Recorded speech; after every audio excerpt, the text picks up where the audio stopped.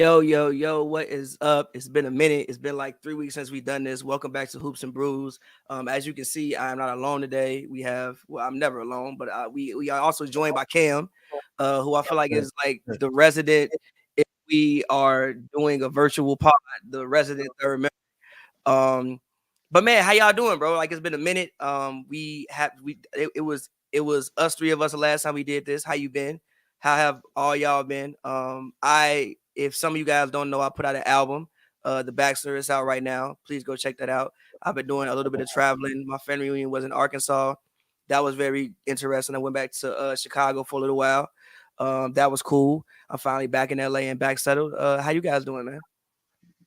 I guess I'll go. I mean, I'm doing good, man. The weather is getting hot out here in LA, but I just been in LA. I've been bike riding. I've been doing 20-mile bike rides every other week, every couple days a week, down the PCA's bike path towards Malibu and the opposite way towards Manhattan. Also fell in love with the Culver City Stairs. I've been at LA Fitness 2, 3, 4 times a week. You feel me? I have to on the court a couple times, but yeah, I've been programming, taking care of my family, and living, and keeping up with the NBA and ready to get back here and enjoying Pavy's album release part. That was a hell of a night that Cam talked to me about.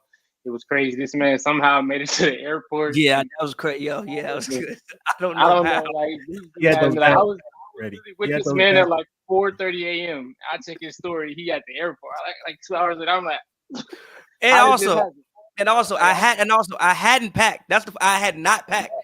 I went home and like threw shit in my suitcase, and I was like, "Yo!" By the time when I got to where I was going, I was like, "Yo, I don't know what's in my suitcase. Like, I don't actually know what's in here. If any of this even makes actual sense." I drove.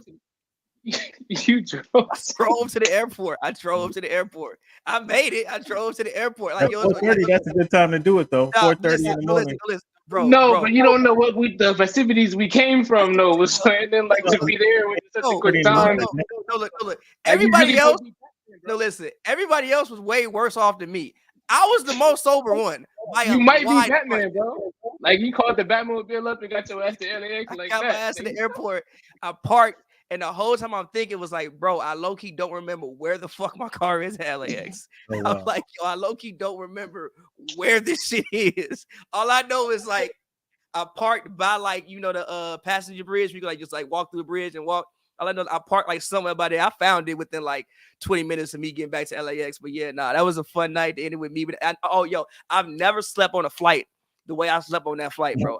I got on the plane and I woke up and I was in Dallas. I've never slept like that. Like, bro, I was asleep on the plane. But now, a fun night. That's good. It's a little night. What's up with you? Congratulations on the album release party. Thank you, man. I appreciate it. Yeah. Joe's shedding that baby weight, huh? Joe's shedding that baby weight. Yeah, you already know. Yeah, I gotta get that body fat off. I'm trying to mind the heat. What's that? I don't hear you guys complaining about no heat, humidity out there. Okay, I'm down here. Yeah. Oh my God, bro. God bless. 95 in the last 2 months. God bless, Cam. It's 95 degrees, 95% humidity. Cut it out. So I don't want to hear nobody on the West Coast talking about no heat, no heat wave, right. none of that. Right. You right. You're not wrong. No, I don't care. It's hot. What you talking about? It's different. Nah, bro. It's different, bro. It's different in the South. It's different, bro. Now when you by the beach, yeah, but if you like actually in LA, and you about 20 miles out from the beach, you gonna feel that heat. If you about 20 miles out from the beach, I just came from Arkansas. I've never been that hot ever in my life. Humidity, bro. Humidity, it's different, bro. With no humidity, we got our own struggle too. Like we're not used to that. So like when it do happen, it cook us. Cut it out. Like we gonna respect our sorrows over here as well. It'd be hot. Nobody. I've been there, bro. I've been there 20 years, bro. I'm telling you, there's no comparison to the heat, to the humidity. That's what it is. It's not only hot, but it's the humidity that sits on top of you. So going to I'm saying that humidity exists out here when you're 20 miles away from the beach. Sit in the sauna for a couple hours, and then you talk to me about that. It's literally I can't do the sauna for more than 12 minutes without dying. Exactly. That's what it feels like, bro. I'm telling you, that's what. Gee, we not making this up, bro.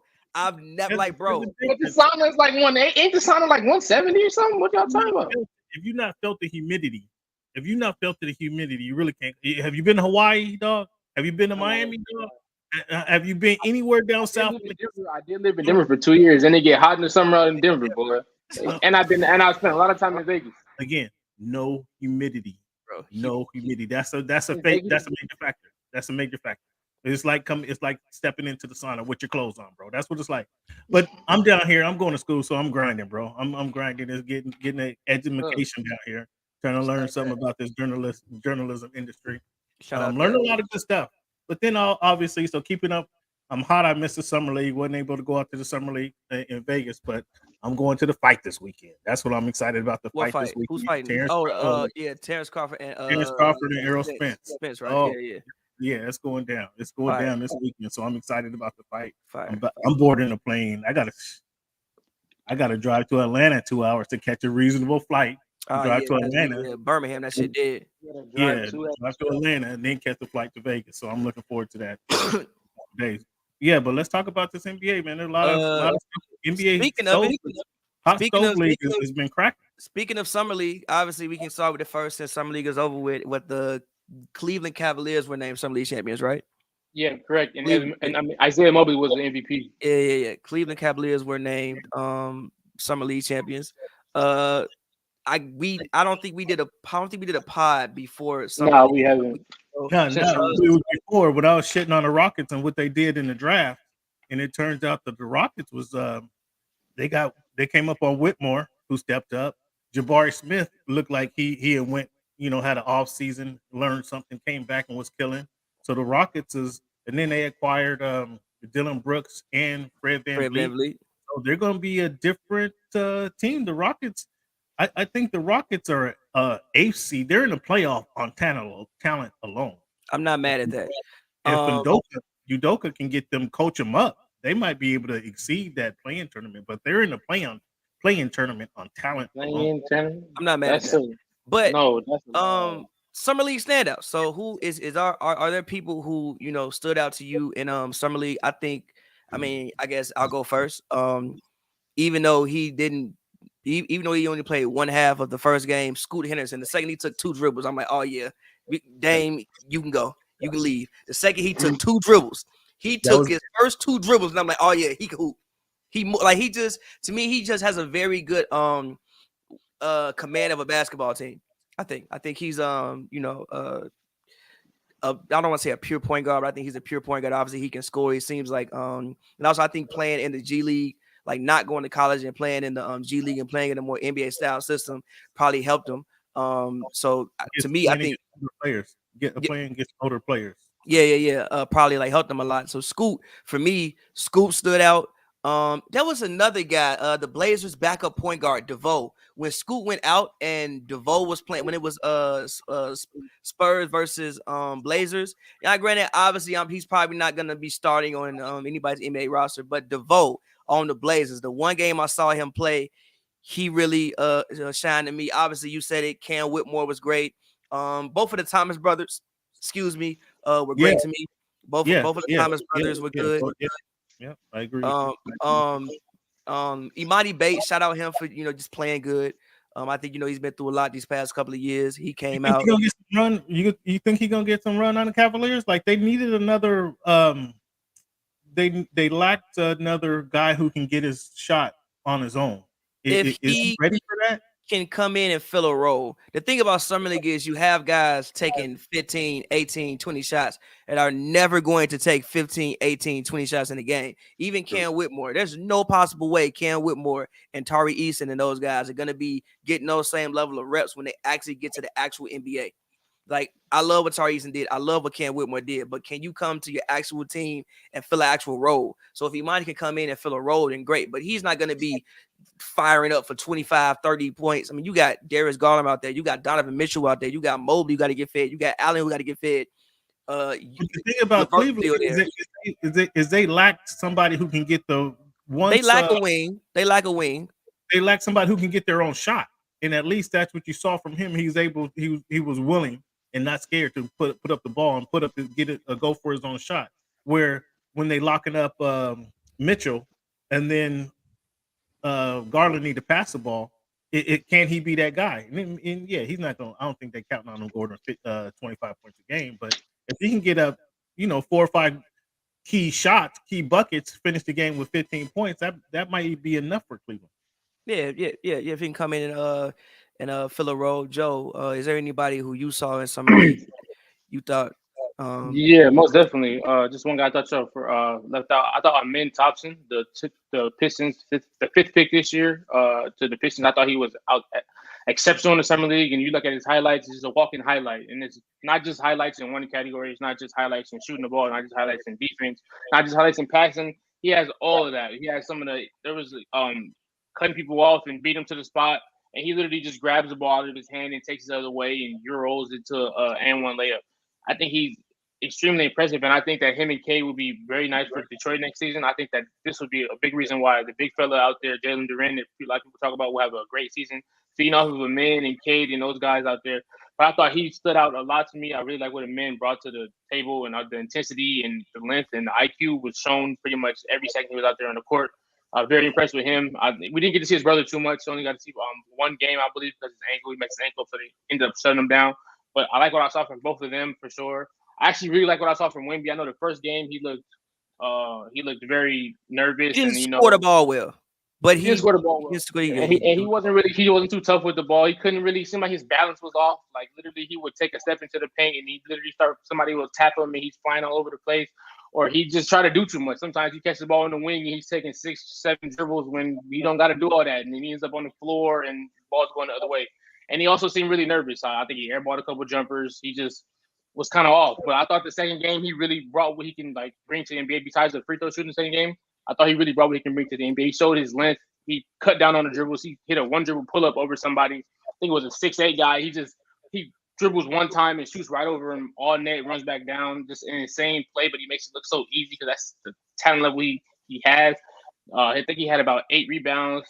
The way he was finishing around the rim was insane. I really like what I saw from him being that second game, being aggressive. He got to the line he wasn't capitalizing on the free throws, which was kind of disappointing. But he got to the line a bunch of times. I think he shot about 12 free throws. He hit a 3 that game. He just looked a lot more comfortable. But I'm really excited to see what I'm seeing from him in the future. And another guy also, I thought Max Christie was amazing. The Lakers first round pick from last year. He averaged about 20 points per game this year in the summer league. He was explosive. He caught couple of the top best dunks of the entire summer league just himself. He showed a lot of explosiveness and the ability to score from all 3 levels. I thought the game really slowed down for him, and I thought that he kind of showed that even though the Lakers have a abundance of guards going into the next season, a lot of guards. They brought back D'Lo. They still got Reeves. They signed Gabe Vincent. A lot going on. They drafted another guard. Jalen Hood was okay in the summer league. They have a crowded backcourt. They just is full of. But I feel like you never know with the NBA. Guys get hurt. Maybe guys play bad.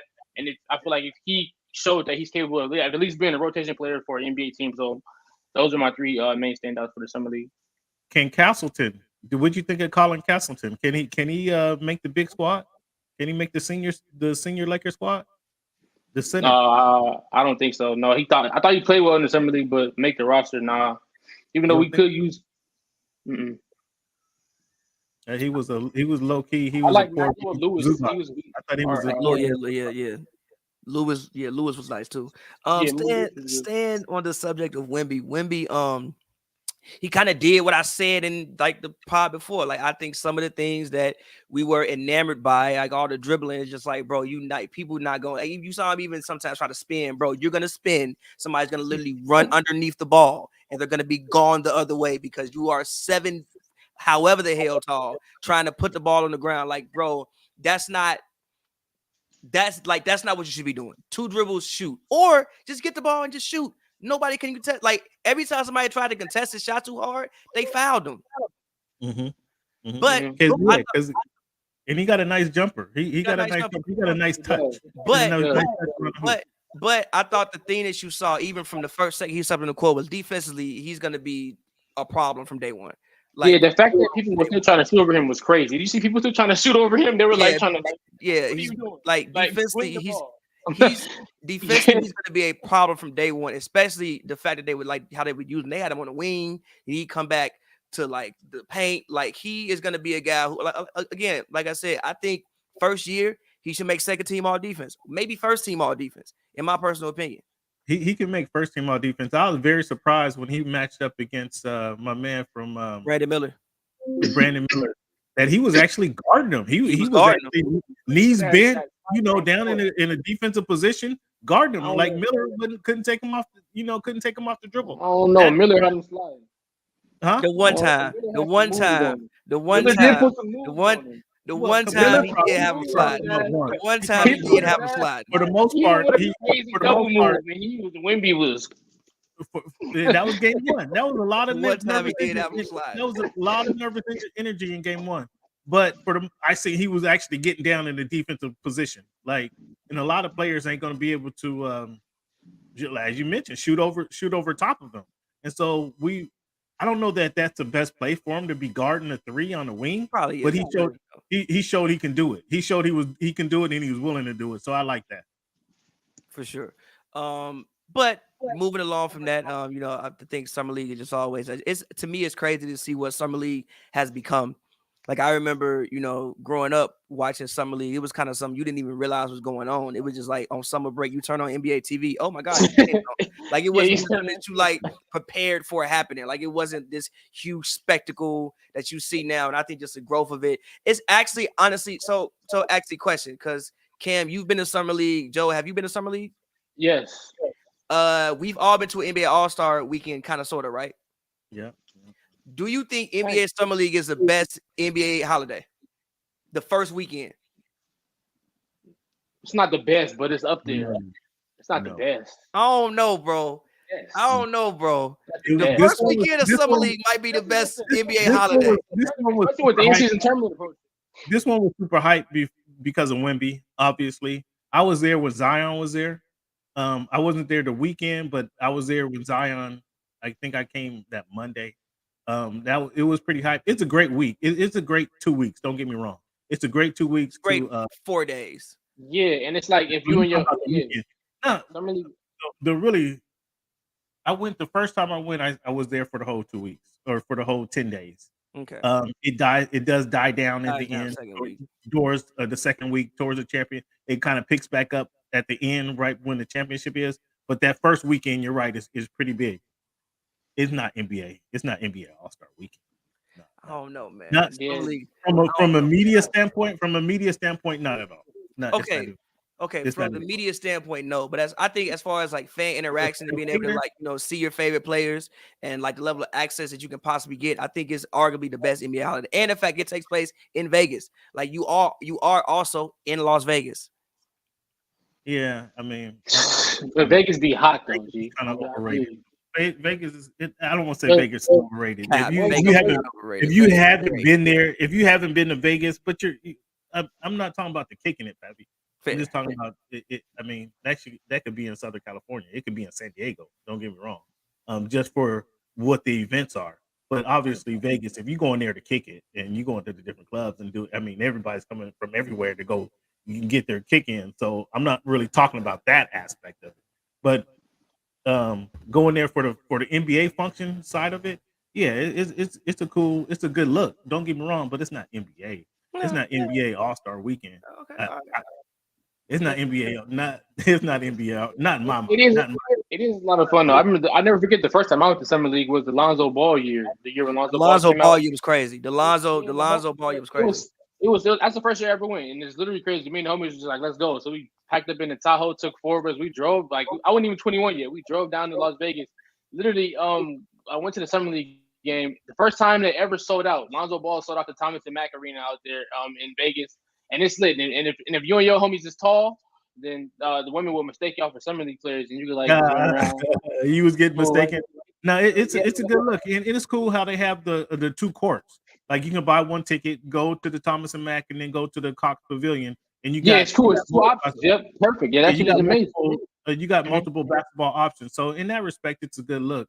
But as you guys mentioned, half those guys ain't gonna be in the league. They're not gonna make the super team. So, but it's from a media standpoint, it's a lot more relaxed. You get to talk to a lot more people who's in a summer mode versus NBA All-Star game. To Pappy's point, NBA All-Star game, they're working. In Vegas during the summer league, it's a lot more relaxed. Everybody's more in a summer vibe. So it's a lot more relaxed, and the access is tremendous at the summer league. It's a lot. I guess to Pappy's point, you don't get that access that you get during the NBA All-Star All-Star. You don't. It's kind of free reign because again, that's everybody's in their shorts and it's summertime, chilling, summertime, chilling. People is off like off season. Pavy, but I just say half those players ain't gonna be there. They're not gonna make the senior team, if you will. That's and so fair. NBA All-Star game. Oh yeah. The actual hoop. Well, hold on, wait, because NBA All-Star, I was at Utah. That basketball we saw in fucking Utah this year. We could go to LA Fitness right now and do some of the same things without the dunks. We do some of the same things, and I saw that. But no, we can leave it at that. Moving on, we're talking about summer league and obviously next year, whatever. Breakout players. Who are some guys that you all think may, I want to say, under the radar, as in far as like the average NBA. I mean, obviously we hoop heads, we probably watch a game a night, but like average NBA fans may not know that you think that next season they stand to make some real noise, and the casual fan might find out who they are. I actually have a very long list. Okay. Y'all may like go through it, and if y'all object anybody, like let me know. Let's do it. Let's do it.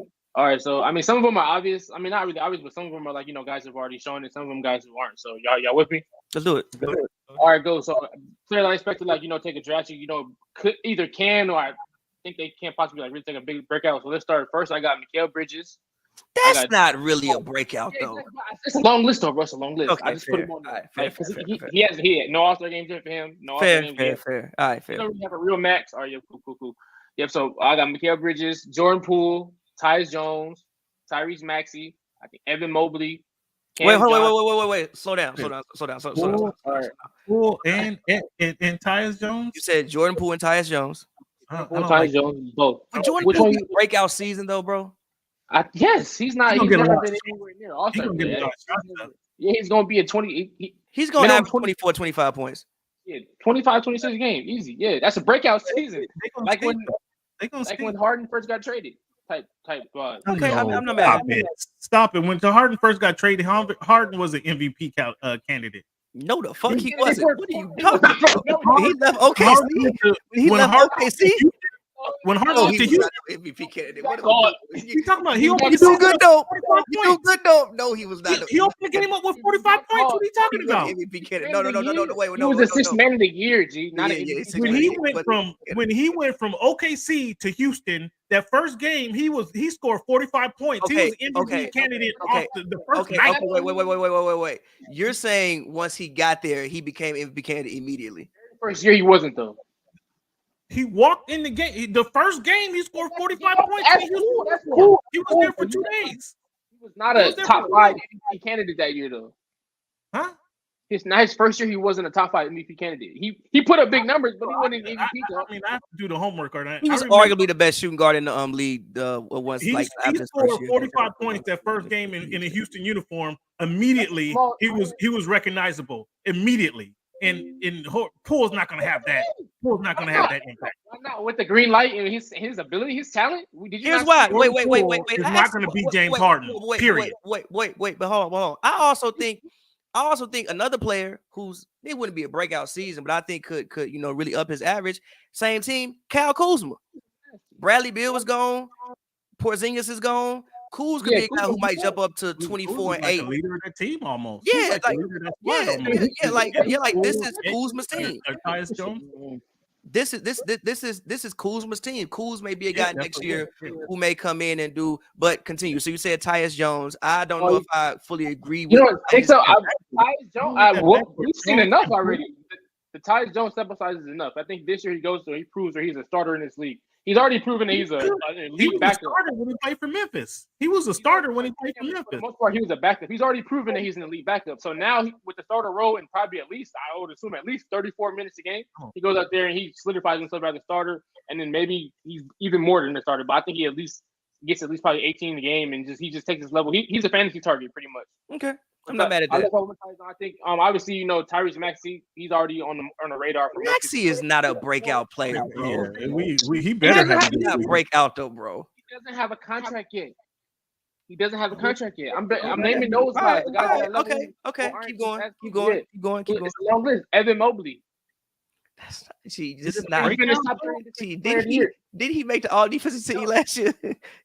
I'm saying these are players I think can make a jump. If he stays at the level right now, then he's not gonna never be really that.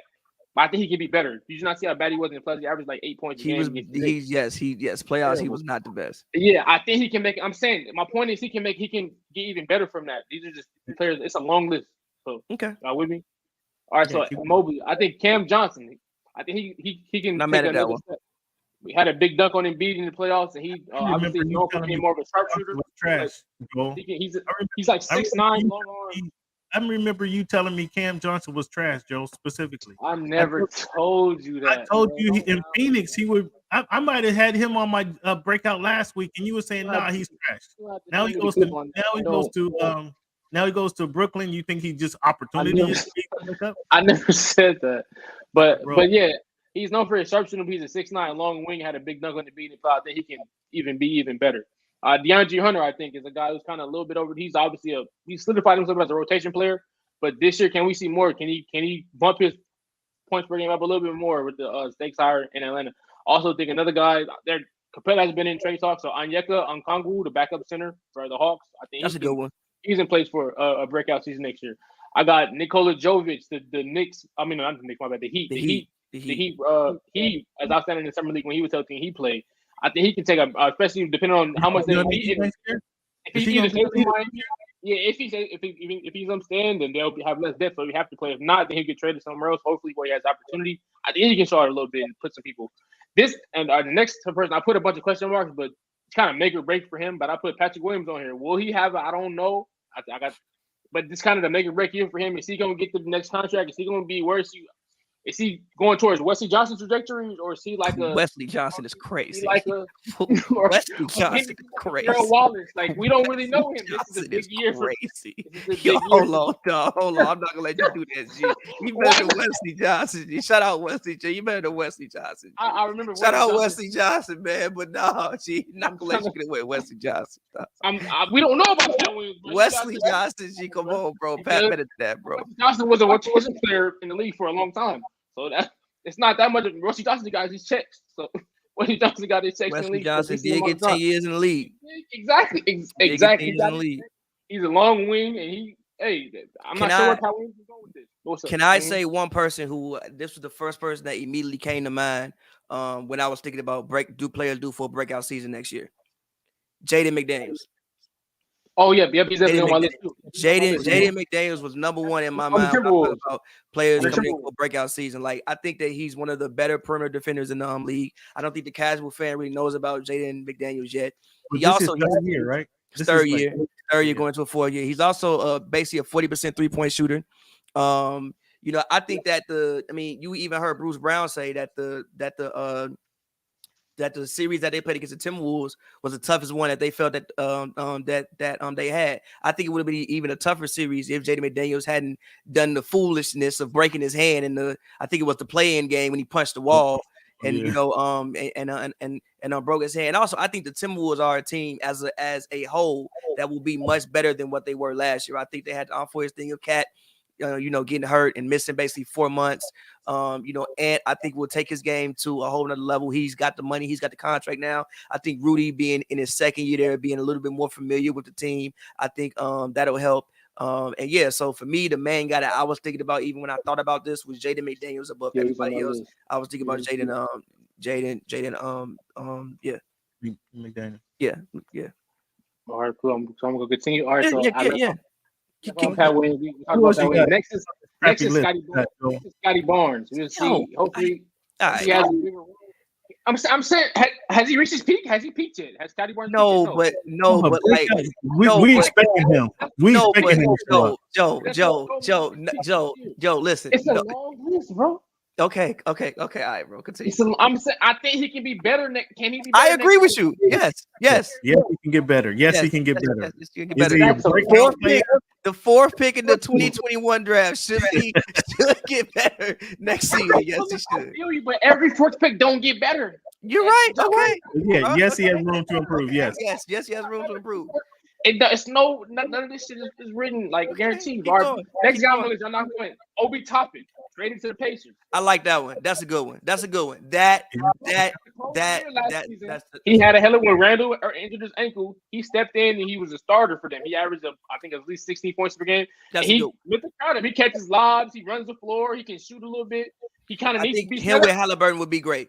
He needs to be spoon fed, but guess what? The Pacers have one of the best distributing guards in the league, in Tyrese Halliburton. So if he can, I know that the power. I believe they have Jalen Smith or Shea Brissett. I'm not sure where the power force. I think Obi starting on that team, bro. I think you go Miles Turner, Obi, Mathurin.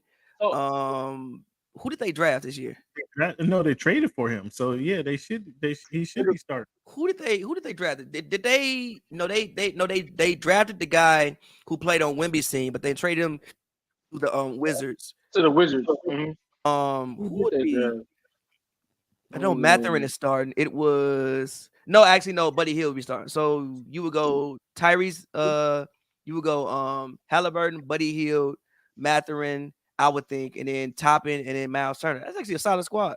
Or you could start Bruce Brown if you want to start Bruce Brown.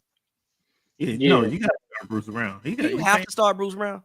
You paid him $15 million. Is he making $15 million? 20, right? 2 year 45. Actually, they paying him starter money. You gonna I'm telling you, you heard it here first. Bruce Brown is going to right back on the Nuggets next year. I called it right now when they declined that team option. I think that's the most overblown narrative of the offseason. Is the Nuggets losing Bruce Brown? Who cares? He doesn't matter. He doesn't matter. It's crazy. Doesn't matter. Doesn't matter is very strong verbiage. He's a product of Jokic, and they got other guys who can also come up and be even better products. You didn't see Bruce Brown in Brooklyn. Then you didn't see him in Brooklyn. He was good there. He was good, but he's not worth what they gave him. I mean, he just he got overpaid. But that's what happens when you win. Exactly. Exactly. That's my whole point. Like, it's like I just think it doesn't. It's a good pickup for the Pacers, but it doesn't really matter too much for the Nuggets. That's all I'm saying. Continue. Who else? All right. I thought we're talking next. This guy obviously already had an outstanding year, but I think maybe he can even be better. But I think Franz Wagner was exceptional last year, but I think he can be even better. I'm gonna let you get away with that because I don't think the casual fan knows who Franz Wagner is. Okay, yep, exactly. If you don't know who Franz Wagner is, I will let you get away with that. Averaged about 20 a game last year, very reliable for the scoring option for the Magic right behind Payola. Next guy, we talked about him a little bit earlier, but Jalen Duren, I think it really it's a big year for him upcoming. I think, like I said, with Amin and Cade and those guys in the backcourt, he'll really be a beneficiary of the. Let's stop on those Pistons right there. I was disappointed with Ivy in the summer league. It looked like he took a step back. I'm mad at that. What did it look like to you guys? The only thing about second year players is if you come to summer league, especially if you started and you don't look like all world, it's like, what are you doing? And he didn't look all world. And he's making rookie like college mistakes, throwing the ball out to coaches and fumbling it off his knee.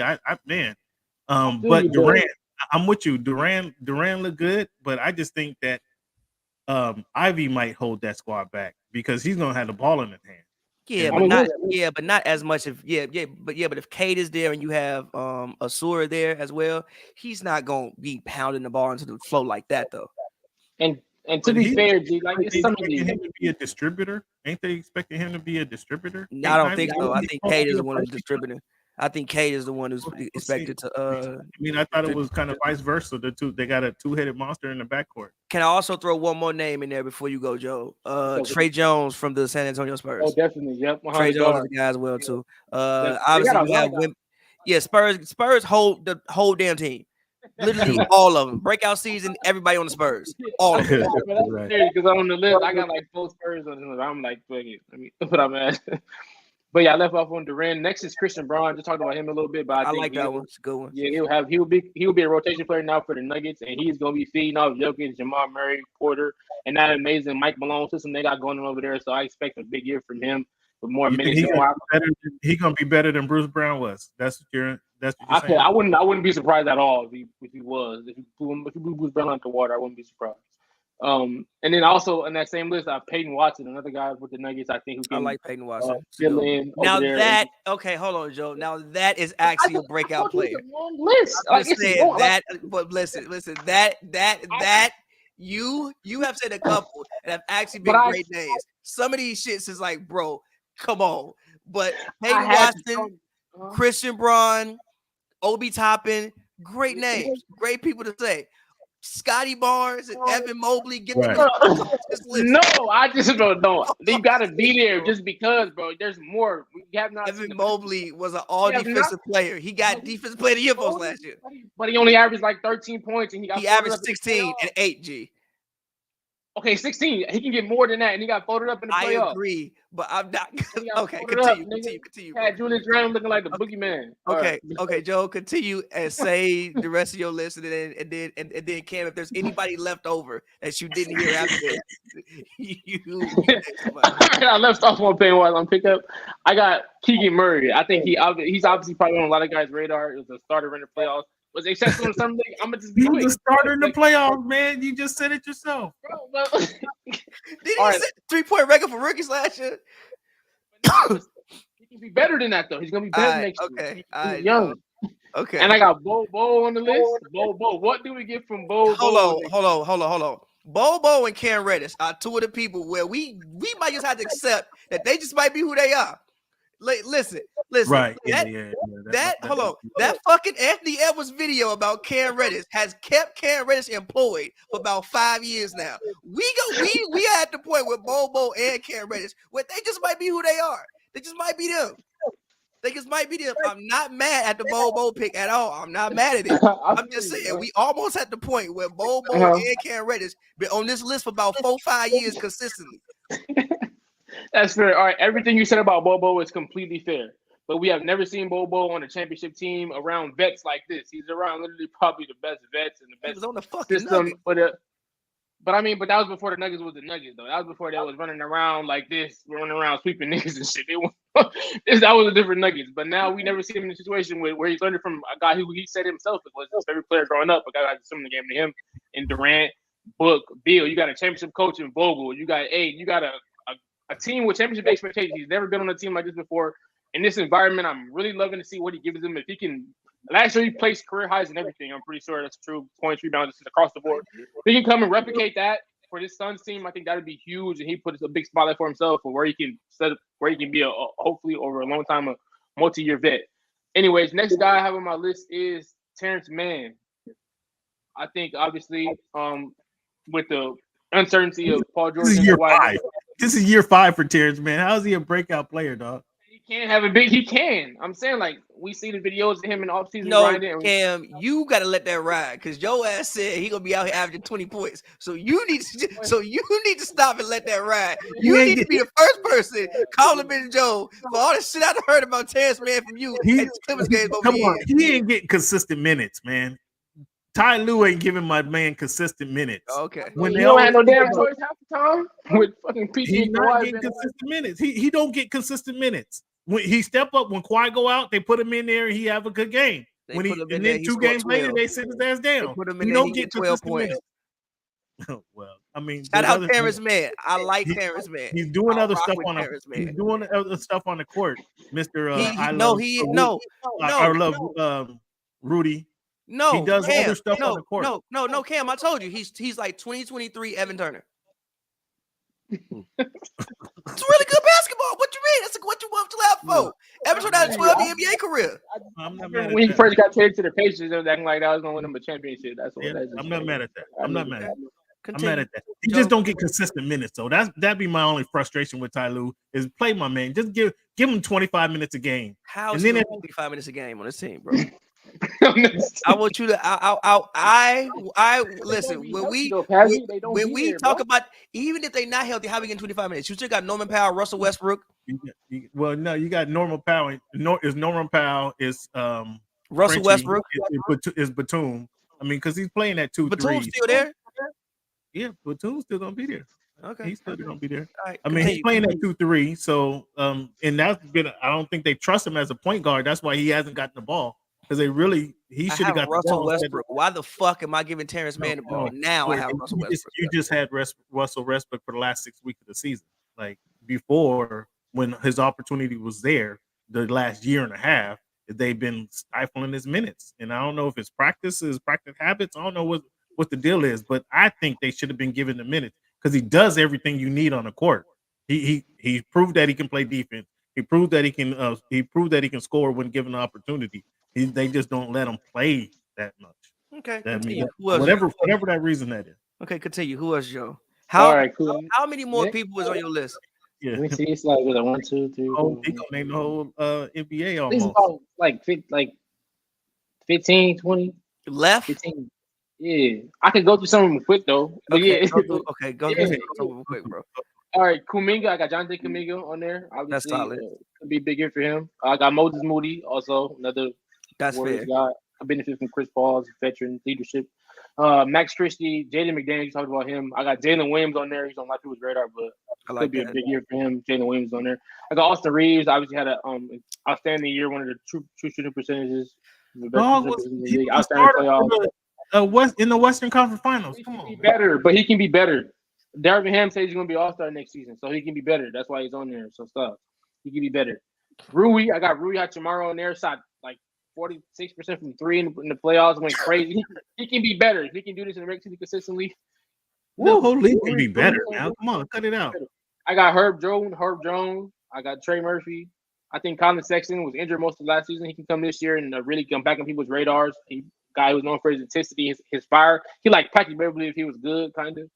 Like if he can do something more offensively. This guy's kind of obvious because he was a beast on me for my fantasy team all year. But I'm just going from quick. I got Anthony Simons. I got Shane Sharp, guy who's explosive as hell. We know with more shot attempts, he's gonna be He didn't look that good. What he can be. Yeah, but this summer league, some of them players won't be taking it all that serious. But we saw enough in the regular season. I got Jabari Smith. You said what? That's his fault. He's supposed to be showing out. His second year with some guys who might not be in the league. That's fair. But I got Jabari Smith. I have Dylan Brooks on here. I think Dylan Brooks, obviously, I thought he was good on defense in the playoffs, but he shacked the bed offensively. But I think he can be better than that, that's why he's on here. I think he can be with more opportunity and more of a leadership role in this team, wanting to being a veteran now, as opposed to just being one of the guys. He can come here. He can bring some of that toughness to this team. I think he can have a better year than what he had last season. 5 years. Dylan Brooks been starting for about 4 or 5 years, dog. He's better. Right, I got Tari Eason. Tari Eason is on here. Beast Sangoon is on here. He was a beast last year, but he can be better. Zach Collins. It's people who can be like, bro. Zach Collins, I'm not mad at Zach Collins. Zach Collins, I'm actually not mad at Zach Collins. I got Devin Vassell on here, Kevin Johnson, Jeremy Sochan, and Trey Jones. Like you said, the whole fucking their roster. I know Barrett, but I do got RJ Barrett on here too. I think he can be better. He needs to be better for last year. Be better. He needs to be better. He was ass in the playoffs, bro. In that second round, I got Emmanuel Quickly, Quentin Grimes, and Josh Hart, and that's it. You got Josh Hart for a breakout player? To be better for next year 6. He can be better, bro. All right, everybody can be better. Kev, is there any human being? There's a couple players he didn't mention. He didn't mention James Wiseman. I expect James Wiseman again going to the My only issue with James Wiseman is this. My only issue with James Wiseman and the Detroit Pistons is this. You have Jalen Duren and you just pay Isaiah Stewart. I don't think either of them can play the 4. So now you have 3 centers. How do you mix all that in? It's my only issue with Duren. I think Duren can play the 4. I think Duren can play the 4. If you're looking for a stretch 4, that's not Duren. But I think Wiseman and Duren. I mean, I think that's a good front. I think that's a good front court. Like I said, neither one of them is going to be your stretch, but I think that's a good front court. But my only issue with them is that guard situation. They're going to need some help. It's not like they're going to be able, you can dump it down low and they're going to be able to score on anybody. They're going to need some help to kind of set them up. That's my only situation with them. Grady Dick. I think Grady Dick was a great rookie for a breakout player, bro. I think in Toronto, there's going to be low expectations for Toronto. I agree with that. And he's going to have the opportunity to put the ball up.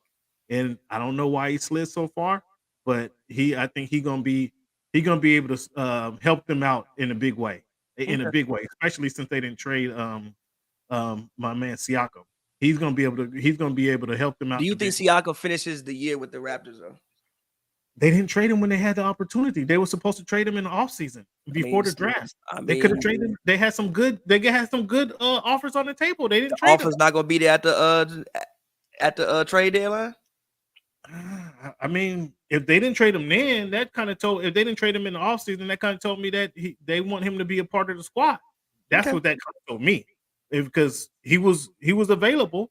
All the league knew he was available, and they had some decent offers. They didn't trade him. They didn't pull the trigger.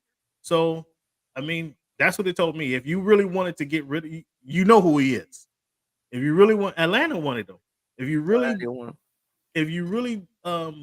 didn't think he's a part of your future, go ahead and start the season fresh. Start the season fresh. And speaking of that, that's the reason I want to bring up Dame, because that's kind of an oddball situation.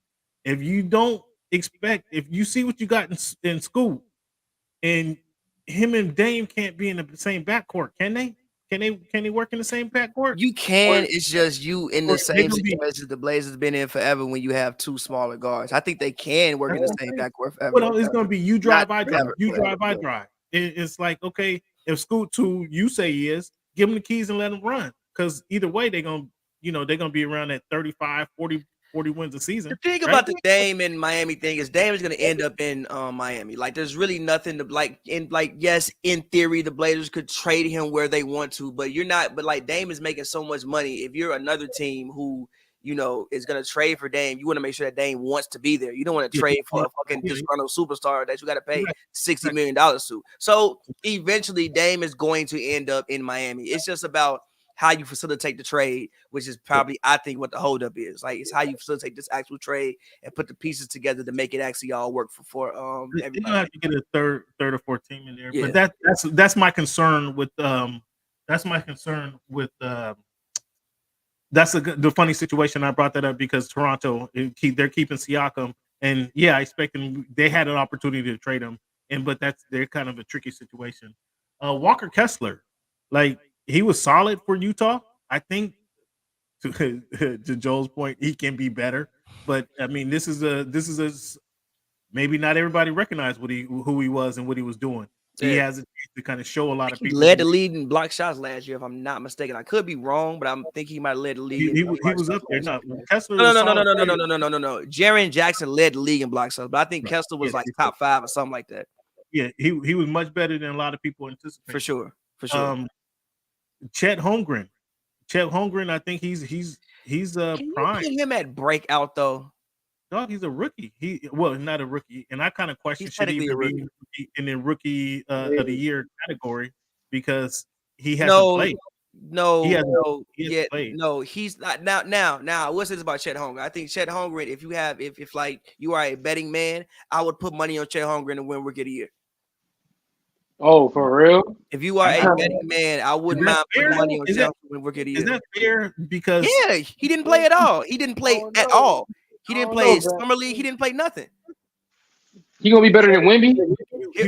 Listen. I think he was in the league. He traveled. He was a part of the team. Same thing with Ben Simmons. Same thing with Blake Griffin. Remember, Blake got hurt in preseason, out, came back next year, rookie of the year. Ben Simmons got hurt too. I kind of thought that was unfair, just because he was around. Like he was around. He was eating NBA food. He was on the NBA planes. He had that experience. Like, I'm not mad at it. So I kind of question that. If he win it, so what? But I'm just saying. Into why I think Chet Holmgren could win the award when we talk about our top seeds. But yes, I think he can realistically win Rookie of the Year. But continue, Cam. And no, so he mentioned Eason. So those are all the players I mentioned. Wiseman, Grady Dick, Kessler, Eason was on my list, and then Chet. And then we talked about I was disappointed in what Ivy showed me in the summer league. I was disappointed by that. I expect a second-year man to come out like Jabari Smith. Jabari Smith clearly showed that he went to the lab this offseason and was ready to shine. He clearly showed that in his opportunity for the games that he played. I didn't see that from Ivy, and I was disappointed. Ivy got a lot of hope and a lot of hype, I should say, and the story between him and his mom, and he just I think he pissed on himself. Don't get me started on Ivy with Pavy, because that Pavy has said some wild things. You get him, can't, like, You don't know what he done said. What did I say about Jaden Ivey? No, What you say about? He said. What you say? You said Ivy and somebody was gonna be the next Dwayne Wade and LeBron James or something like that. I didn't say the. Oh yeah. Yeah, you said that. Yeah, you guilty as hell, nigga. You guilty as hell. Bring it back. I mean, that's what I'm saying. They were supposed to be kind of a two-headed monster, and I don't think that he. Again, it was summer league. Yeah, you guys would tell me it's some guys he's playing with, some guys who might not be in the league. What you showing? What is sugar? What you showing us, man? What you coffee making? I need a hammer, G. For like, order in the court, man. Like, court. But moving along, moving away from players. Let's talk about teams. Teams that you think could possibly be, let's say top 4 seeds. Obviously, way too early predictions for any of this. We don't even know how the full rosters might shake out. Anything can happen. We are on July 24th. I don't think training camp even starts till mid-September. Yeah. So way too early. But one thing I do want to say first, one of the reasons why I think Chet could possibly win Rookie of the Year is because I think the Thunder could be a top 4, top 5 seed next year. Top 4, dog. Top 4, top 5 seed next year. That's a bold. That's bold. But I feel. I mean, I understand. But you got Denver, Phoenix. Oh wait. Denver, Phoenix, Memphis. Wait. Shea was first team all. Hold on, wait. Wasn't Shea first team All NBA last year? So but he really deserved that though. Hold on. So you got a first team All NBA player. You talking people can get better. I still think Shea Gilgeous-Alexander can get better.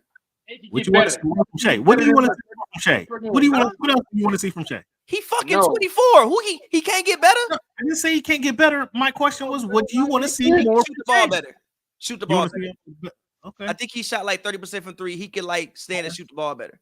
Shoot the ball better. Josh Giddey, another guy who can stand and shoot the ball better. Yes, certainly. Definitely. If that's his game. Yeah, Josh Giddey got to shoot the ball. Like again, obviously they coach seems to be a good, solid coach. And you look at what they have on their roster. Yeah, I think that this team, especially if you bring in, Denver Nuggets, Phoenix Suns, Memphis Grizzlies, Lakers. Two of the teams got question marks. So wait, Phoenix got questions because KD and Bradley Beal don't be on the court halftime. So let's put that out there. Bradley Beal done been playing about 50 games a season about the past 4 years. I'm just saying. Everybody healthy. I'm just saying. We can't put in injuries in there. Also, I think it might take them a little bit of a while to figure it out. With Memphis, yes, they did get D Rose, they did bring Marcus Smart in, but you did lose Tyus Jones, who has the best assist turnover ratio in the NBA. I still think that they'll be a good team because I think the team works more on defense. But also, you lost your second best defender in Dylan Brooks. Now, granted, you did replace him with Marcus Smart, but one has to wonder, especially off the season Marcus Smart had last year. He wasn't the same defensive monster last year as he's been in the past. Cut it out. He wasn't. He fucking wasn't. Now, maybe he comes here and gets rejuvenated. But last year, no, he wasn't. I don't. You might be. He wasn't. He wasn't bad, but he wasn't defensive player of the year good. It's one of the reasons why their defense suffered last year. How much you blaming Smart? You blaming Marcus Smart for that? It's one of the reasons. Jaylen Brown and Tatum play zero defense. That's cap. That's cap. That's cap. That's a lie, Cam. That's cap. I think that last season Tatum was the best defender on the team. Oh. Well, that's a big step up from you talking about. I know what you did last summer. That's a big step up.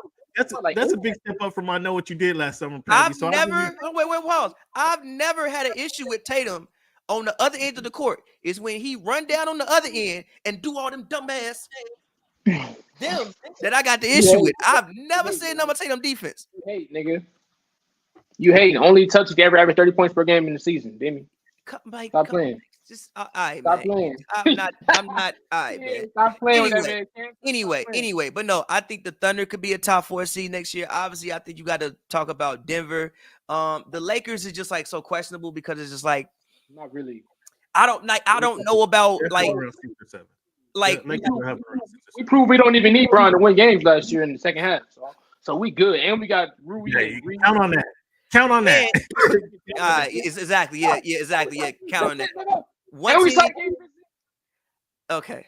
First of all, I think Gabe Vincent is gonna be a story of those players who did that one thing in that one season with that one team and go somewhere else and it don't do none of that no more again. I've seen people come play with Bron and did wait. I've seen people come play with Bron, like Jay Crowder, perfect example. Jay Crowder was balling before he got to Cleveland. Came to Cleveland, didn't hit no shots. Go back to Utah, become fucking Ray Allen again. That is to your point, Pavy. To your point, he only did it for a month, a couple months. For a month, he did it for 1 month. The playoffs. That was really the only time he was balling. In the finals, he didn't show up. He did it for 1 month, which is why 3 years, $30 million was a good deal because he did it for 1 month. But the game gets so much easier against with LeBron. The game is so much easier because all he gonna have to do is stand. All he gonna have to do is stand out there and shoot. But that's not how Miami's offense works though. Miami's offense a lot of handoffs, a lot of like stuff in rhythm. Like it's not like we just like get a pick. I'm gonna dribble it out and I'm gonna come at you and I'm gonna just kick it out. Like it's not the same level of that's not how Miami runs their offense. Fair enough. So what did I say? I said Thunder got a possibility. I think Nuggets for sure. Sacramento, don't forget about Sacramento. Oh, you're not a believer in Sac either. Hey, you talking about Box? Box get better. Wait. Yes. Hold on. Wait. Yes, I agree. Sacramento. I think Keegan Murray can take a step. Fox can take a step. And they have this foreign guy who was the MVP of EuroLeague last year. I forget his name, but he just signed there. So yes. Sacramento. And Sacramento, Phoenix. Phoenix is going to be regardless of their troubles. Phoenix is going to be in the top 4. Phoenix fair, and then another team for a long shot, but I still think it could possibly happen is the Timberwolves. I don't like. I think Cam. I'm not Cam. I think Cat ruins the team, man. I don't like. Cat ruins the team. I don't think he helps the team. He's not a winning player. He doesn't play winning basketball, in my opinion. In my opinion, he doesn't play winning basketball. He's been on the team long enough that they're still trying to pull pieces together to make the team better around him. And with him off the court, him and your boy Rudy and what's my man Ant, man, they were playing better with Cap sitting down. He comes back, he has one big game, and then they go on a losing streak. I don't think Cap plays winning basketball. That's my opinion. Okay, that's my opinion. So I think he told Minnesota back. If they get rid of Minnesota, if they get rid of him, they send him to the Pelicans. He might have some movement there in Minnesota. I don't think because they got a lot of good players, but I think he holds them back personally. Fair. But if I had to get my top position for the West, that was who I would be. You guys want to go and try to give y'all tops for the West? I said it. I got Denver. Denver's going to be good again. I think more than Joel. I think Bruce Brown impacts the team. I don't think Braun fills that role adequately. He's a good player. Don't get me wrong, but I don't think he does. He doesn't do the dirty work that Bruce Brown was doing. Wait, Jokic distributing to you, bro. Anything is possible, bro. He got Aaron Gordon looking like Sean Kemp. Fair enough. He does. I don't. But somebody plays the defense on the wing. You didn't hear what he just said. You did not hear what he just said. Say it again. I said he got Aaron Gordon looking like Sean Kemp. Jokic just throw that bitch over his head like this, and then he put it right in the perfect place, right in the exact perfect place on the rim.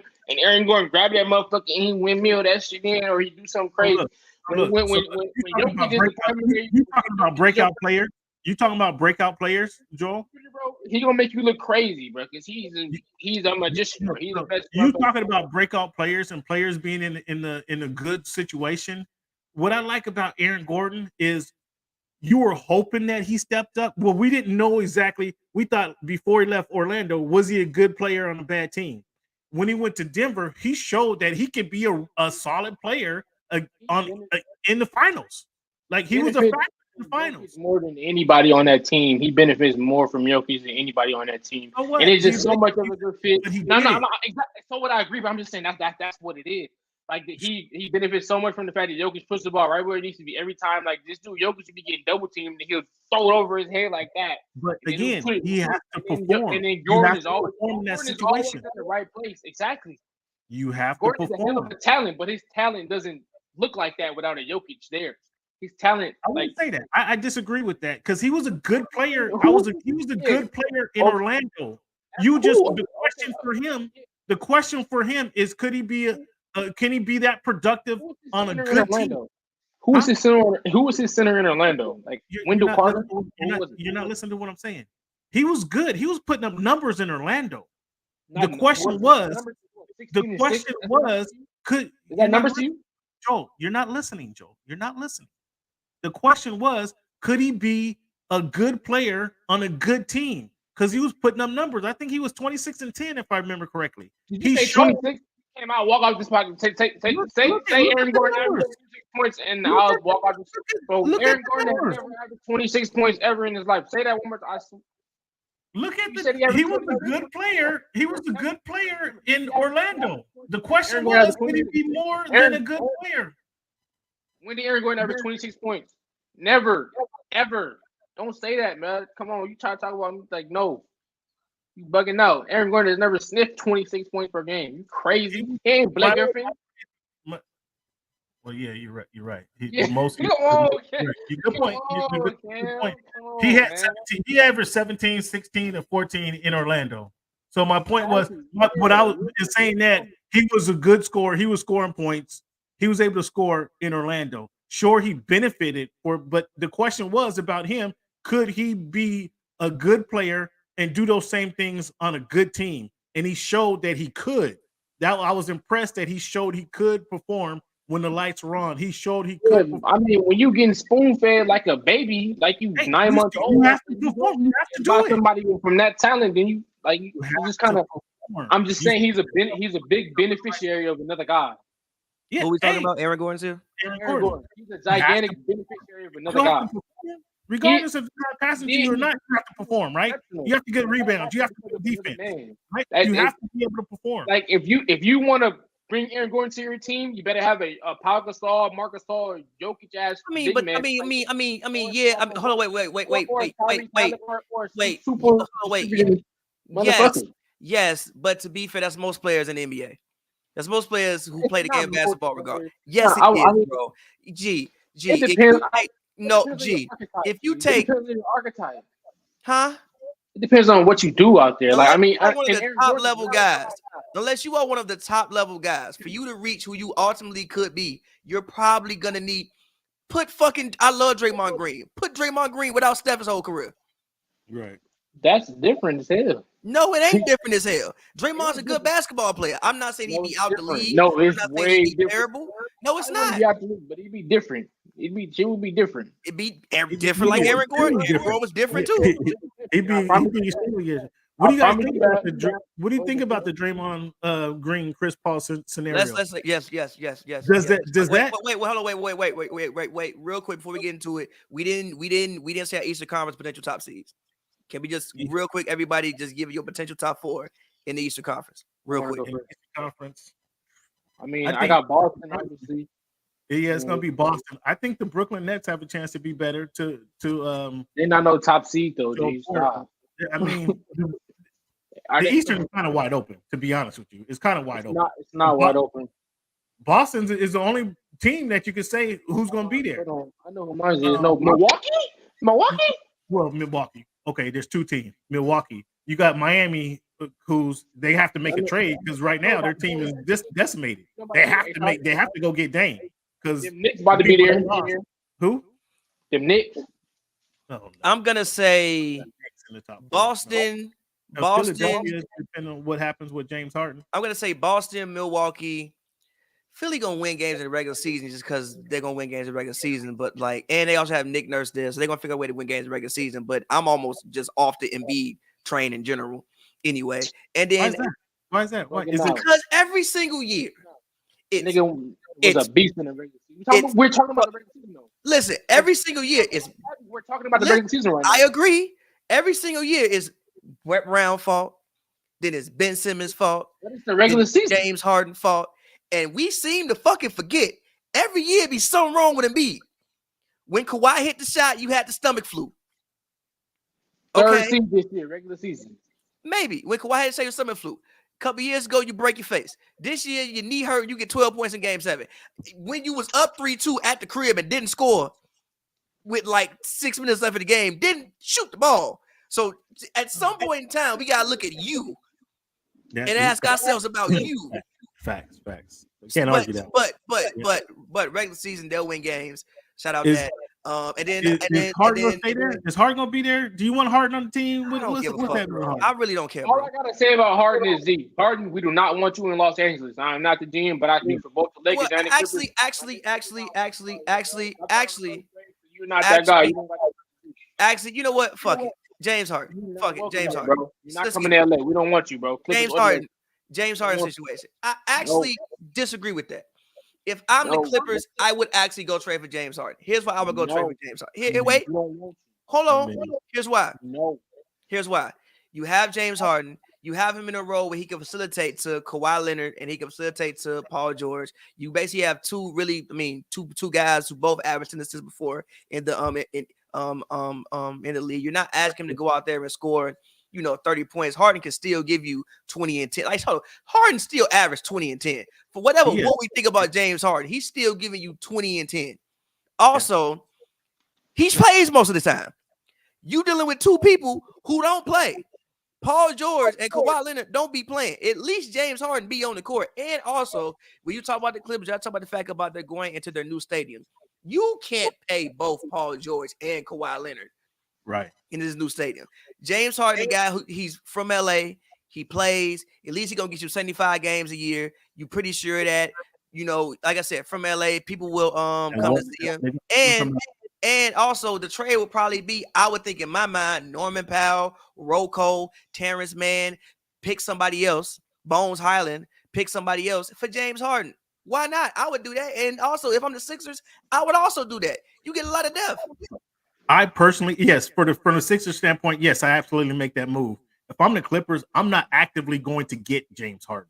If he was on the block and then he wanted to come play with us, I wouldn't have a problem with that. But I'm not giving up those amount of role players to go get Harden. I also disagree with that because of the fact I think the Clippers have had the issue for the past couple of years where they have too many people at too many positions. Like, I think that it would you would uncomplicate your lineup by doing that. I think one of the issues with the Clippers is they have you kind of clear things out. You kind of clear things like they have too many people at too many positions. Then we gotta What it would do though is that would give Harden a lot of cover.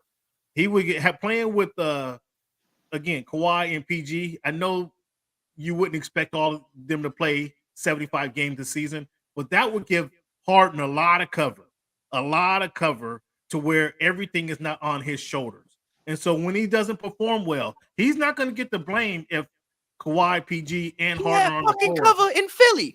Embiid decided to score 12 points. You're right. But I'm saying Harden has like 8 points too, bro.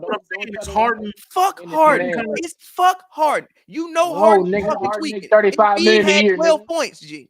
He had 12 points. Pavy, Harden got on that payroll. MVP, G. Embiid went up there. I'm not mad at that point. Embiid been pandering about winning MVP for 4 years. You finally win no award. You up 3-2 in Philadelphia with 6 minutes left. You scored 2 points, and we talking about James Harden. Harden is an old ass man trying to demand his trade, bro. You have no leverage, bro. Harden has the ball in his hand. Embiid don't have the ball in his hand. Embiid he shoots 20 shots a game. No, he don't. They be letting Embiid dribble that motherfucker.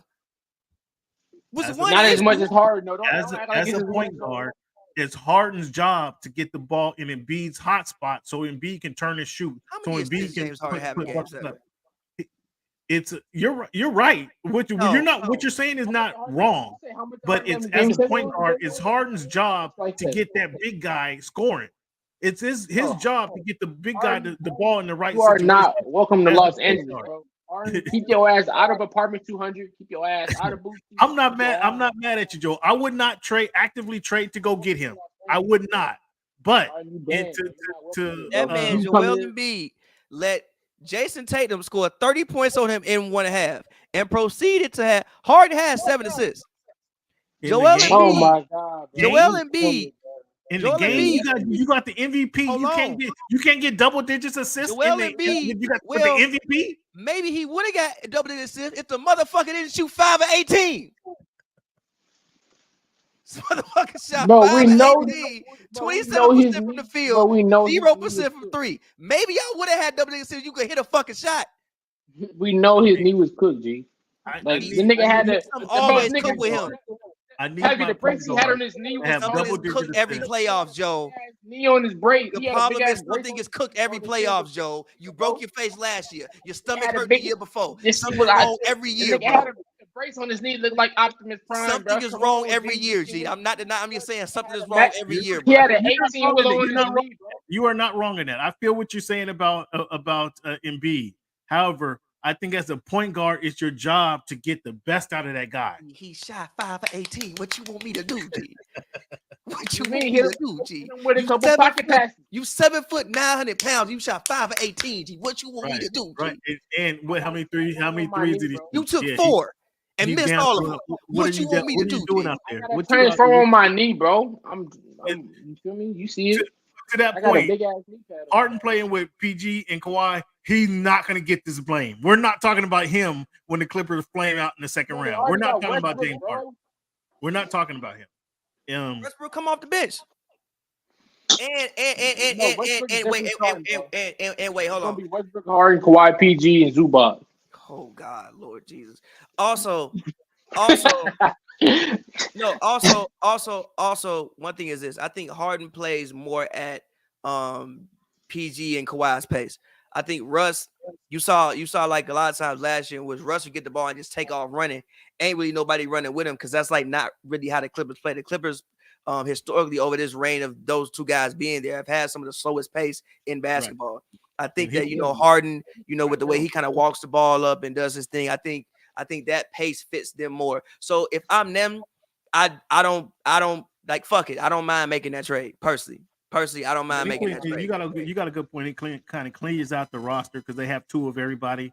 And it's who do you play? It's a lot of decisions that Ty Lue has to make.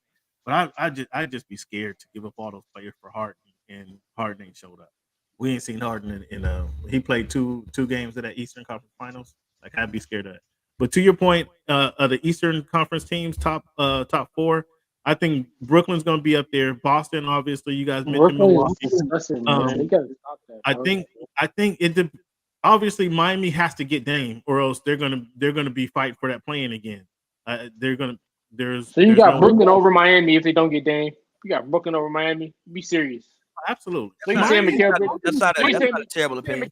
So you saying Mikal Bridges is better than Jimmy Butler, and you saying Nick Claxton better than Bam Adebayo?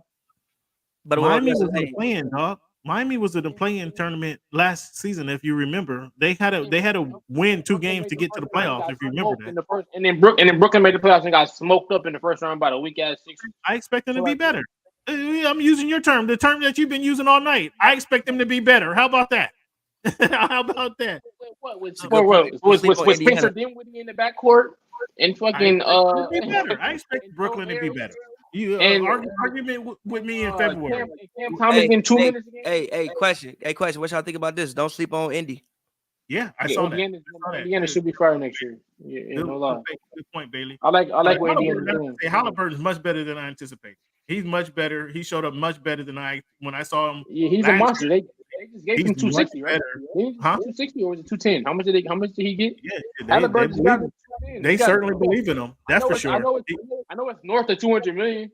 Yeah, I think it's 205 or something. But he's much better than I anticipated. He kind of changed that team around. Now they got the you talk about Toppin going there. Like he's Halliburton's gonna spoon feed Toppin, and now we see if Toppin could step up and be get his game up, get his game better. But that's not a bad pick. Detroit Pistons. I'm scared. I expected them to do take a step up because I like their front. Oh no, we're not talking about. Hold on. Hey, hold on, wait. We're talking about top. Hold on, wait. Bro. We got to put a different one for the Pistons. Lower seed projections. Lower seed projections for the Pistons. Bro, no, they're not sniffing the top 4. Shout out Monty Williams. Shout out Kay Cunningham. I love Detroit. I got mad family from Detroit. They're not sniffing the top 4. They may get to 9th.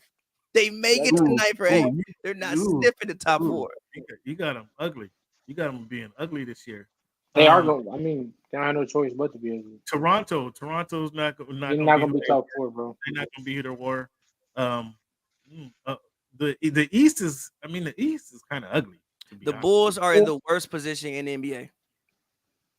Well, because they paying your boy Ball, and who ain't gonna beat it, who ain't been there for 2 years. Look, the fact of like, there's nothing that they can possibly do right now to get good, but they're not gonna be. Lonzo's their best player. Oh, okay. Come on. And he ain't played. Yeah, I mean the whole East is not the best player on the Bulls. And it's pretty obvious. To Joel's point, the Wizards might be in the play-in. In the Eastern Conference, like that's their best player, and he's not there. But see, here's my thing about the Wizards. I've thought for the past couple of years the Wizards should have been better. When we talked about last couple of years, like last pod. I thought the Wizards should have been better than what they were. Like if you add Jordan Poole and he can play, and you add Tyus Jones and you add Kuzma, you got Gafford. I think you got a young, exciting team. I think they can, maybe they might make a play-in game. But are they better than Orlando? Oh, they're better. They're better than Orlando. Yeah. Are we sure about that? Yeah, Orlando's in the same situation.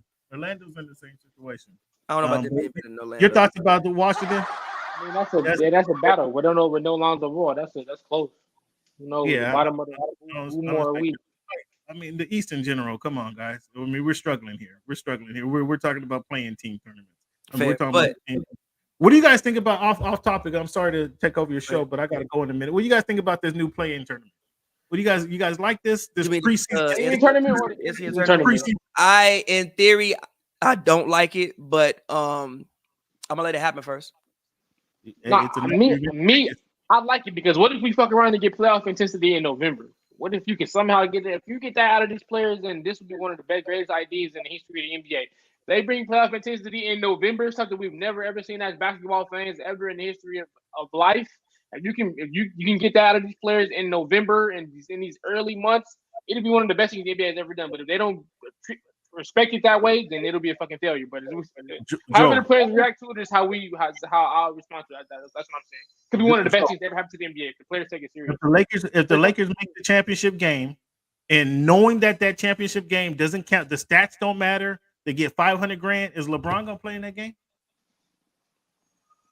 He better play in that shit. What the fuck? Here's the thing, though. I'm gonna crucify him to death. I mean, you just can't make a movie. Is moving LeBron off the couch? You only came. Okay, wait. Space Jam to make Space Jam, bro. $500,000 won't move LeBron, but it's gonna move some of them other people. Yeah, and LeBron as a leader, LeBron, you're supposed to look out for everybody as a leader. We expect you to take on the road. We pay you $45 million a year. He's using him specifically as a and try your best to win this shit as a team leader. But real quick, I mean, again, I just want to say, like, I don't think I like it, but I want to at least see what happens first before I decide if I like it or don't like it. But last topic, real quick, before we all get out of here. I know you got to go. Just want to do this again. Way fucking too early to even have this conversation, but that's the point of podcasting and doing things like this. So we're gonna give our way too early regular season awards out right now. MVP. Who is your way too early MVP for the season? Oh goodness. Go ahead, Joe. And I hope you don't have 12 people vying for the MVP. He is 0. Jason Tatum. That's a bar. But yeah, I got Jason Tatum. That's my way too early MVP. I think he gets even better next year. And Boston, another top 1 or 2 seed. I think they crush everybody. Like I said, they're going to play in the East for the majority of the season. They crush them. They get the 1 seed or 2 seed very comfortably. And I think Jason Tatum plays at least 80 games next year because he's very durable. Shows up every night on both ends. And I think he ups his average to 30. He plays about 70. Was done for the Eastern Conference Finals. He's also the first player. He's also since he came into the league, he's the leading playoff. Nobody has more playoff points than him. He's always out there. So I think he has another one of those years. And I think if the Kristaps thing works out for them and he impacts them, a big man who can shoot a 35-footer, if he impacts them in the correct way and lifts their offense up, I think it's going to lead to another big year for the superstar in Boston, Jason Tatum, and he clears himself en route to one of the biggest contracts in NBA history. I think he's set to signed a $318 million deal with Boston after this season. Once he's eligible for an extension, he has a great year, and once he's going to add an MVP to that, and he going pretty much. So I think that's going to counteract that. I'm going to counteract that with somebody we heard about Jokic. And this is a shout out to Pavy who predicted this foreign-born players winning MVP. And it's going to be another one. I tell y'all, it's going to be another one. Giannis Antetokounmpo. They lost. They went out in the first round. They're not winning an MVP, bro. Boston is not better than them. He's coming back trying to prove that he is better. He is the best. They have the best team in the Eastern Conference, and he's the best leader in the Eastern Conference. I'll go with Giannis Antetokounmpo as my early MVP. I'll give you two names. I'm gonna jump off the dock. I think Luka Doncic is due for one. I think Luka, just like the sheer numbers he puts up. I mean, they got but they did get Grant. Like Dallas made sneaky moves that I think actually did improve their team. Like they did get Grant Williams. I mean, Derek Lively looks to be decent. Like they got Seth Curry back, which I thought was a huge loss for them in the first place. So, and again, you still have Kyrie there. Like you working on your second year of them, and Luka's gonna put up 38 and 8 in his sleep. Yeah, I don't know that. Okay, fair enough. Luka, and then my second one, I'm jumping off the thing. Shai Gilgeous Alexander. I think if the Thunder could come out here and do something when they win 48, 50 games and Shai put up 30 points. Yeah, they have to be in the second or third seed in the West. Shai put up Shai put up the points. That might be an award that he might win. All right, moving on. Defensive player of the year. Who is your way too early defensive player of the year winner? I'll go with mine. I think Bam Adebayo. And I'm saying Bam Adebayo because I think Bam Adebayo was due to win one of those awards. Okay, you talked shit about this dude earlier, but I think he is exactly what the Memphis Grizzlies needed. They need a veteran, a leader, somebody to not mad at that. They need somebody to set the tempo for that squad, and that Marcus Smart is gonna. I mean, I think there couldn't have been a better fit trade in for a team for him. Tyus Jones, you don't want to give up that back, the guard who's been so solid for you. But to get Marcus Smart, I don't know that there's been a better fit. You guys have to help me think about a better fit on a trade that's been made, because he's exactly in theory. That's like in theory, I can't think of one in like recent times. As far as like culture wise and everything else wise, I can't think of one in recent times. I think he's maybe like Josh Hart to the Knicks. I thought it was like a great fit, like Josh Hart to the Knicks. Josh Hart to the Knicks. Josh Hart's a good player. I mean, he's a great role player anywhere, whether he's been in with the Pelicans in New Orleans or Portland with your guy Dame. I mean, Josh is he's a great player. But I think there hasn't been a better fit. So if he does what I anticipate him doing, and then they're able to get back being a top 3 seed in the West, I mean, I can't see him. They have a great defensive squad. That'd be an early pick for him. Okay. For defensive player of the year. Defensive player of the year. Who you got? This is kind of tough. I mean, some of the guys is obvious, but I'm gonna go random. I don't expect Boston defense to fall off. You know, they lost Marcus Smart, so I'm gonna go Robert Williams. I think that they'll be a top 5 defense once again, and I think that he'll impact the. I once said that he had similar impact on defense to Ben Wallace, and I stand by that. So I'm gonna go with him on the defensive end this year. We gotta put Joe in time out about 2 seconds, because you said what you said. You gotta say impact who? Similar. I said similar. I didn't say same. I said similar. You do good though. I don't expect Boston defense to fall off at all this upcoming season, and I think that he'll be even better as far as less pressure on him offensively, adding Porzingis at the front court. So I do expect their defense to be top 3, top 5 once again this upcoming season, and I expect them to make a lot of spectacular plays on that end, and they'll be a top 2 seed at minimum. So his name is going to be in this conversation by default. All right, real quick, 6th man of the year and most improved player. Who we going? Guys, I'm gonna leave this one to you, fellas. I'm out. Check it out. Voice of the Fans will be here on Wednesday night. We got to follow me if you're into boxing. I'll be in Vegas for the fight, so I have check out the YouTube Voice of the Fans on YouTube. I have some exclusive interviews. Again, I'll be at the Voice of the Fans on Wednesday. I'll be there doing a podcast there, so follow me. Holler at you, fellas. Thanks for the invite, but I got to run, man. Hey, my my man. All right, Cam. Most improved player. Who you got? Jordan Poole. Has he won it before? No, he hasn't. I'm not mad at that. Jordan Poole. Yeah. I'll go Jordan Poole as well. 6th man of the year. Damn.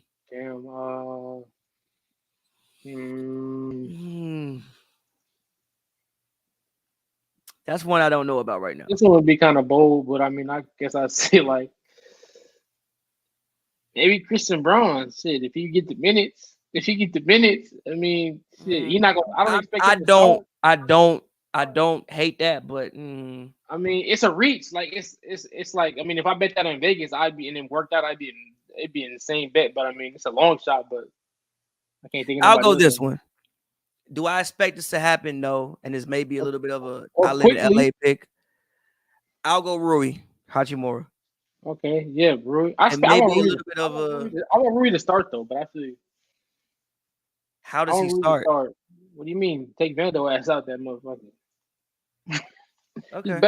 He's a better basketball player than Jerry Vanderbilt, so you should start. Yeah, but I think Vando is like it brings something to the table defensively that you kind of need. I feel you, but bring that shit off the bench, nigga. Like this nigga Rui shot like 49% from 3 in the playoffs. I don't expect that to happen throughout. Yeah, obviously he's not gonna do that. Who's gonna shoot 35%? But it's not gonna go below. It's not gonna go below 37, I believe. Bring that to 35%. Bring that to the table and bring the mid range and bring all the dynamics you bring offensively that he doesn't bring, and I'm going Rui over. He's going to shoot 35%, but he's not going to shoot no lower than 35%. No lower than 37. What is Rui's career 3-point shooting? Rui for his career, but he did this shit through 3 rounds, bro. 49%. I'm telling you, he gonna shoot 35%. That's a big ass sample size, bro. That's at 35%. 3 games. That's about 20. 35%. 35%. But we can leave it there. Let's make sure we pick back up next week. Let's not take. We're back. We're not gonna do the 3 weeks off thing again. But Joe, get your plug in, bro. Oh yeah, salute y'all. It's been a fun episode. Give me on Instagram, Joe R Wilson, on Twitter at the Joes. Yeah, shout out Pavy, shout out everybody, shout out Hoops and Brews. Thank y'all for tuning in. Christopher Kidd, I need your smoke, man. I need you, bro. You be talking. Hey, Chris, if you still watching this, we got to get you on the pod next time because we ain't talked to you in a minute. So we got to get you on the pod next time. Yeah, hell yeah. You be on me, but yeah, that's it for me. Shout out Pavy. Let's go. Man, and as always, man, follow me on Twitter at pavyworld. That's pavyworld, all one word. Like I said, thank y'all for watching. Make sure y'all go check out my latest album, The Bachelor, which is out right now on all streaming platforms. And yeah, man, until next time, we'll talk to y'all.